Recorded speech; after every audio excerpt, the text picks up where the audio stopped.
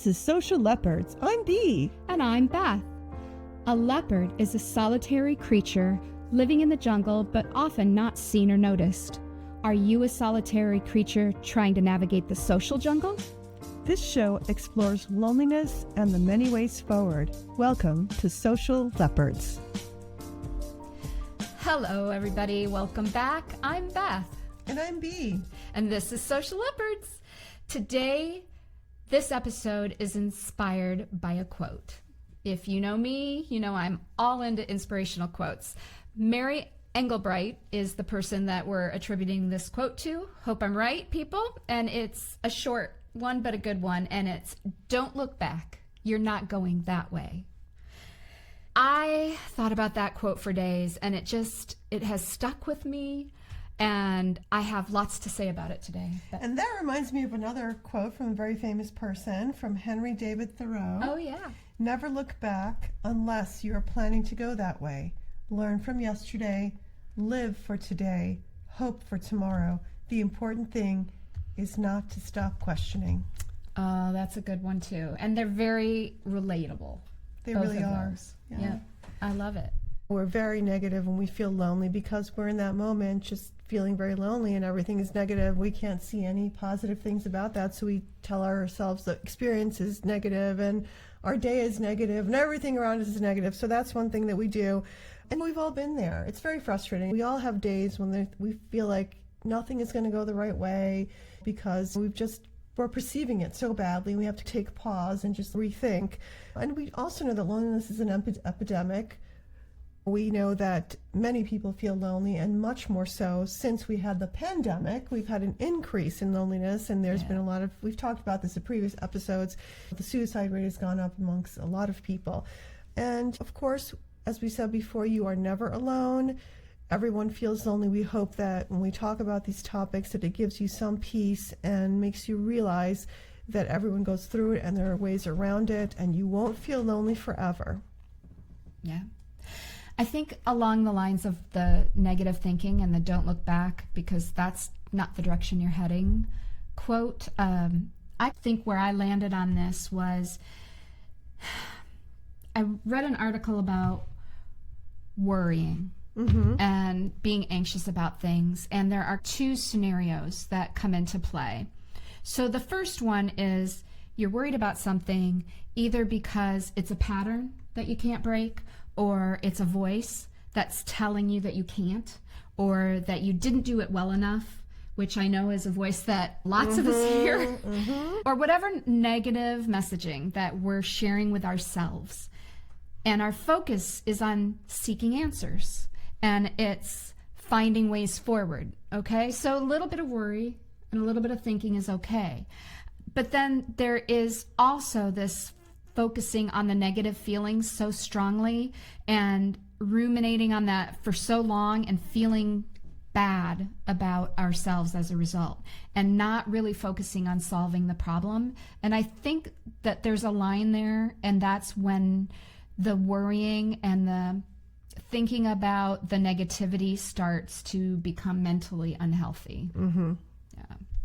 So worry, as I said, is a normal, healthy strategy, and it can get us from point A to point B. It can help us learn lessons, and it can help us learn how to do better in the future, right? So the outcome of worrying is to make that plan and to self-correct or face the issue head on. If it's maybe a conversation that you had with somebody that didn't go as planned and you are pretty sure there's a misunderstanding somewhere. That happens all the time. Yes. And then you want to come back and it worries you because you don't know how the person's going to take it. But you can have that conversation, and then you can, with the goal of getting past it and moving forward. So that's just one little example. Or to make a commitment not to repeat something that you considered a personal mistake, right? Those are lessons learned and ways forward. But when you stop communicating, stop socializing, or unfriend somebody maybe even, because all of your focus is about how you felt and what you internalized from that, or it turned into a can't or a won't, then that may not be the healthiest choice. And it's going to limit your ability to resolve the problem, to learn from it, to grow from it, and to mature as a human. Easy to say, right? But strategies on how to move forward, I think, are what most people want to hear. And I have a couple, and you have a couple, yes. So we're going to share them real quick. I think probably the hardest one, we're going to say that first, and that's forgiveness. Practice forgiveness to yourself first, for yourself. When you forgive someone else, it doesn't mean that you have to forget what happened. But if you resolve the reason to forgive within yourself, then you carry that compassion forward and you can move beyond the situation. Yeah, that's a great one. It's a tough one. It is. But it's very important. We also I thought about another one, validity. I think you have to decide how valid the worries are and if they're the result of fearing the worst case scenario, because things are never as bad as we imagine them. So I think taking a breath and thinking about, is this really a valid worry, or am I just going too far beyond what is really happening right now? I agree. I'm going to steal one of yours next. How about that? Reframing. Bea has talked about reframing the situation many times in past episodes, but when you spend too much time thinking about things in a negative space, turn it around inside your brain and your heart maybe even, and start thinking about ways to move toward positivity, towards better outcomes. That's a great one. The other one I thought about was turn it down, shut it off, maybe change the subject in your brain, shut down the negative thoughts, remind yourself that worrying is normal, but it's not worth wasting another moment of your life worrying, because life is short. We can't change the past, and we can only be the best versions of ourselves going forward. Yeah. When you start hearing that voice inside your head, do a full stop and start putting yourself in a different space along the lines of that reframing. I think one of the things that I think I hear myself say to myself sometimes when I make a mistake is, oh, that was so stupid. Why did I do that? And those responses are super common and they're superhuman, right? And most of all, you shouldn't even feel worse about yourself for having said them. But when you do recognize that in yourself, you have that opportunity to do that full stop. And you have that opportunity to go, wait, let's take a step back. Let's think about this. Yeah. Everybody makes similar mistakes. Everybody does things wrong. Everybody. Yeah. Instead of just me, and everything that I'm doing wrong. Remember that a lot of the things that happen in life are just human. Yeah, and we think we tend to be so hard on ourselves as a society anyway, because we're forced to try to be perfect, and we feel so judged by everything. So I think also just giving ourselves the moment to relax and thinking about something to look forward to each day. That self-care piece and relaxation also helps a little bit with that worrying too. I think I forget about it every day. I think, okay, what am I doing today for myself, or what am I going to do today for myself to just relax and really enjoy, just even for 15 minutes, half an hour, whatever time I have. I think that's really important. Yep, I agree.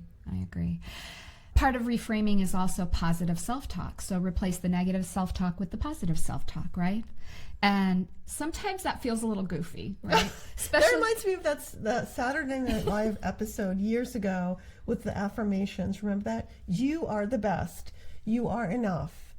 You are great. And those are great affirmations in real life. They and really sometimes bringing that forward in a jokey sort of way is a way to start, right? Because it can feel very uncomfortable, especially if you're in that negative space and you're down on yourself and you're not feeling like your best self, or if self-love and self-acceptance are just difficult for you in general, it can sound a little goofy. Maybe start with something a little closer to neutral. In response, choose something like, oh, I did mess up. Because that's what your brain is saying, right?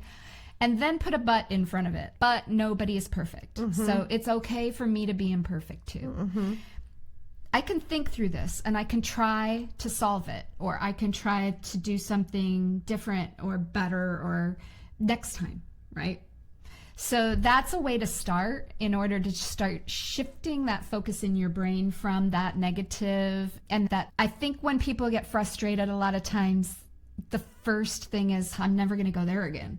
I'm never going to do this again, or that's just not worth my time and energy because it just went so poorly this time. What if it doesn't go so poorly the next time? What if you make one little shift or one change and it goes better the next time? So the try again thing is, I like that one around. right? Yeah, you've got to keep trying it. That's a tough one too, because you're going to assume the worst. But yeah, keeping that motivation is important. Yeah. And when you see other people exhibiting that kind of behavior, I know what I do. I have heard people say it out loud in situations, coworkers, sometimes a few of my friends, they'll start just talking negative about themselves. And I take that moment to stop them and let them know what I appreciate about them, and tell them that I wish that they didn't feel that way. I try not to negate or make their feelings or how they're feeling. I don't want to say that it's wrong or don't feel that way. That's like the worst thing. I can remember so many times my mom getting frustrating and say, just stop doing that or stop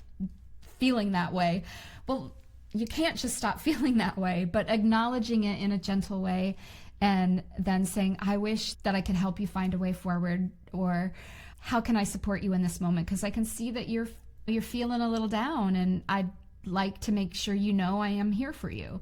And those types of words can make so much difference in a person's day or their moment, and sometimes their life. You never know how it will, that moment of compassion and that moment of understanding and actively listening to what somebody is saying and responding to them in kindness will make a true difference. I know when I'm having a bad day, that's the best way for me to feel better. Yes, yep. Yeah. And it's a skill. And just if you're really good with formulas in Excel, you have to have sometimes you have a talent, and it becomes one to start reframing and rethinking and stopping yourself. So yeah.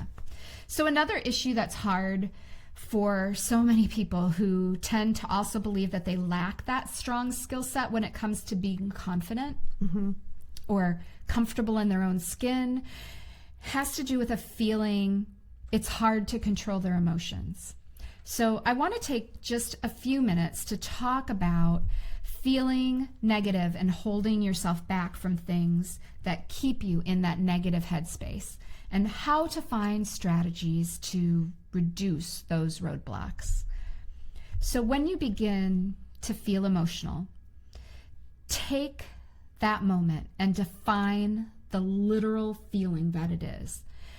Feeling upset isn't quite where you want to go. That's funny you say that, because we know when I do my behavior observations and my functional behavioral assessments, it's exactly what I'm doing. Describe what your child is doing, or describe how you are feeling right now. Quantify it rather than make it, you have to make it more concrete. So very good point. Right. And what does it do? It puts it in a box, right? Correct. Where you can start to feel objective about it. Yes. And so is it a sense of frustration? Do you feel left alone? I guess that would be like your abandonment feelings. And these are emotional wounds that might have deep-seated roots, right? So when you begin to understand that feeling and where it's coming from, you can start to look at it in a more detached way. And then that means you're on that first step to starting to find a way to heal it. So the second piece of this is how, and you just alluded to that, is how do you physically feel in that moment? Can you maybe give us an example of that? Sure. And I'm thinking right now with what I'm going through with my parents, and I have my moments when I get a little bit worried, and I feel panic, I feel tightening in my chest, I feel stomach pain, because I'm just stressed out about, like, maybe the fear, the worry of what is going on. Is everything okay? And you talked about triggers, and I do have to stop, take a deep breath, and think about what is triggering this feeling. Why am I feeling this way? Is this really a rational, valid feeling, or is this just my mind running away and catastrophizing? Because those feelings are coming from your raw, like your lizard brain, right? I've heard Yes. TED Talks about Yes. lizard brain, Yes, right? yes. And The limbic. yes. Yes. And sometimes when you start to feel triggered, that feeling isn't quantifiable. It just feels very urgent. Right. It feels Right. very much like an emergency happening Right. up inside your brain. Yes. And Yes. it's not going to be reasonable or logical or calm. So it takes you to recognize that physical feeling that you are starting to experience and recognize it. And then that helps you do that full stop that we were talking about earlier, because then you can start to analyze it and you can start to go, wait, that's what this is. That's what this feels like. And so now I need to recognize that and realize that the sky is not falling right now at this minute. And I can think through this and I can calmly find my way forward. Yep. So now you've defined the feeling, right? And you know how it shows up in your body. So that is the trigger. And understanding how your past has influenced that trigger That's is correct. the important next step, right? Yep. And that will help you resolve or improve your reaction to it. So earlier we were talking about not overthinking or over worrying about it, because there's a difference, right? Are you trying to solve it? So that's like a good question to ask yourself. Am I trying to solve a problem right now, or am I just worrying to worry? Yeah, exactly. Yes, because that's the thing. What can you solve right now and what is just worry? Yeah, distinguishing between that is very important, because sometimes things are solvable, sometimes they're not. We have to let them run their course and reassess. When trauma from your past is part of that root cause of your trigger, you do start to react in a familiar pattern, right? Rather than challenging that pattern. And so that's where we're heading, right? Right. And so you have to have ways to cope with that. And part of that is calming down. I think that many times one of the standard things to do is to journal those feelings. And when you can then later, when you're no longer feeling so much intense emotion, you can go back to what you wrote down while you were upset, and that helps you find perspective. So that's why that is a very strong therapeutic technique, because it will allow you, after some time passes, to be more objective about that. Challenging those triggers, let's talk a little bit about that. So challenging how you think about your triggers today, as opposed to how you have dealt with similar situations in the past, is an important step to making positive changes in your outlook and in your behaviors. So in the moment, taking that quick break may help to calm you. Go get a glass of water. Drink it slowly, right? I think you gave me choke that. on it. But you gave me that. You gave me that advice one day. I remember, like, before my mom had passed, you're like, you just need to go take a moment, go drink a cup of tea, go do something just to take your mind off of it. Taking a brief walk is another good one. Listening to a song that actually makes you smile. I always like positive songs. I really have a hard time. We had that quick conversation just for fun. There are certain songs that make me feel sad, and I sometimes cannot listen to them because I do not want to be sad. So, And the song that like fueled your sadness or fueled your anger later becomes maybe something different to you. Yeah, over for time. sure. And even just sitting still and listening to the sound of your breathing can be helpful. These things are also examples of self-care. They don't cost you anything. They take a small amount of your energy and your time, and it will act as a sort of a refresh to help you gain your composure, and hopefully to help you not respond in a way that's going to make you even feel worse later.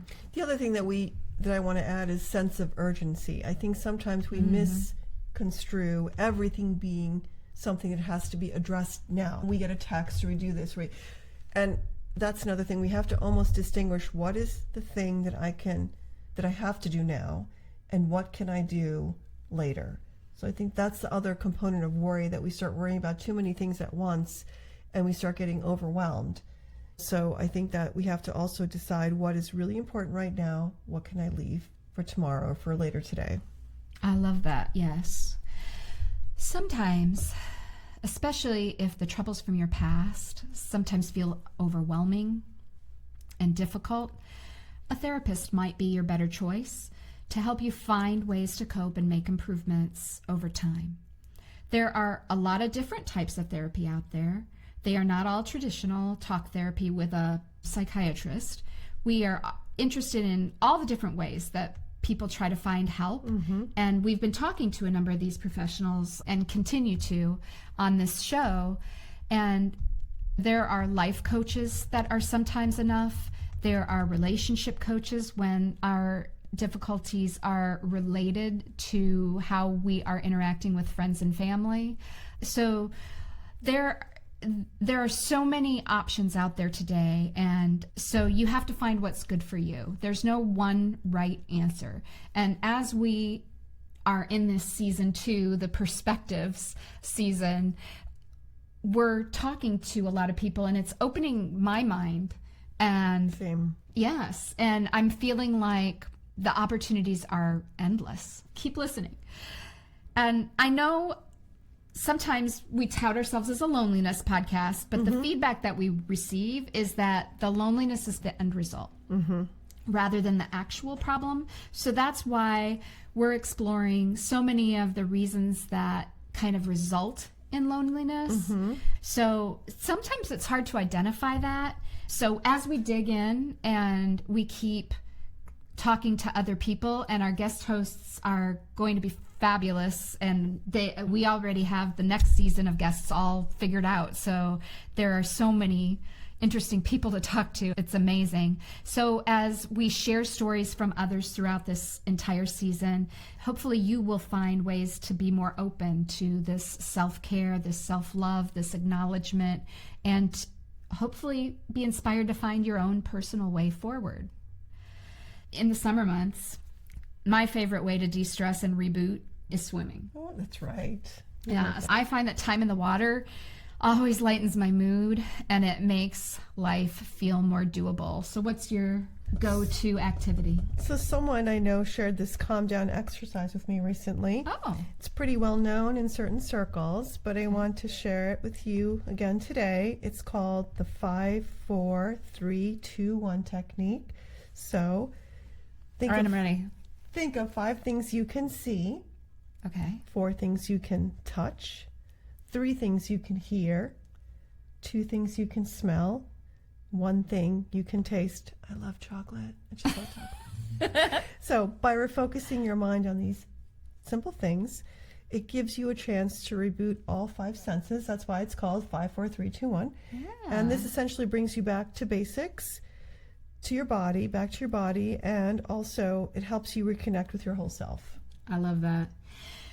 I am thinking through that in my head, and relaxation is the first word that comes to mind. I think that's the key, right? Yeah. And it also takes whatever started you from down that path of worry or anxiety, and it shuts it, does that, turns it down or turns it off, right? Yeah, I think it's like being, like another way of saying being present in the moment. Imagine we're sitting here in this room, we're looking at what are the 5 things in front of you, right now.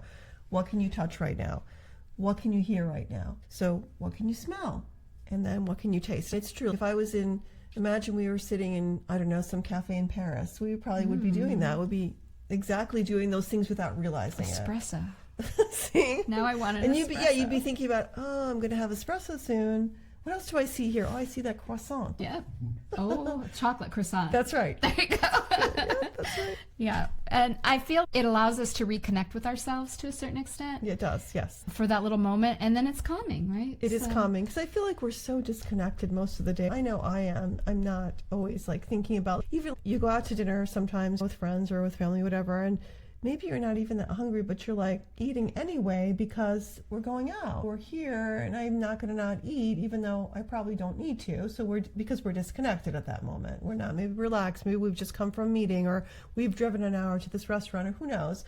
So we're not connected, and then we're overeating. So that's a whole nother reason to reconnect and do that 5, 4. Next I'm going to do that when I go out. 5, 4, 3, 2, 1. Do I really want to eat now? It's probably going to be the same result, though. I'm still going to eat. So, yeah. Let's just walk through just some of the benefits of relaxation real quick. Yes. So one of them is a slower heart rate, which then lowers your blood pressure. That's another one. That's great. Yeah. Oh, another one. Oh, better digestion. There As you we go. talked about, We a better just talked control about that. over low blood sugar levels. Right. And then is reduced stress hormone production, which is very good for our bodies. Yes, and it helps release muscle tension, which can help deal with chronic pain. Yes. And then, of course, there is the benefit of improving your mood and your ability to focus. And then ultimately, you can boost your confidence to handle life's problems. I love it. So being calm in the moment is just essential to finding your own personal comfort space, right? Like being able to get out there and socialize, making friends, and realizing that life can be enjoyable is the ultimate goal. Let's wrap up this little session with repeating our initial message that we started with from Ms. Engelbright. Don't look back, because you are not headed that way. The past, and when we dwell on the past, will lead to a frustration and a negative mindset. So when you identify and address your emotional triggers, you're able to de-escalate most of the time. And that's conducive to developing a stronger, more capable version of yourself. Positive reinforcement after a tough moment and then finding a way to relax will help reboot and refresh your system. Start again. You can do it. Great. Love it. All right. And with that, this ends this episode of Social Leopards. Talk to you next week. Yeah, have a great week. Bye. Hey, Social Leopards. Don't slink back into the jungle quite yet. We have 2 important messages to share. First, remember to like this episode, drop us a comment, and if you haven't done it yet, follow this show or subscribe to our YouTube channel. You can reach us on social media. You can also email share@socialleopards.com to contact us privately. All links are in the show notes. We love and appreciate hearing from those who listen to the show. Second, we want you to know that this show is not intended to be a replacement for professional therapy. If you are struggling or if you need to interact with another person, check out the show notes for resources. Thanks for listening.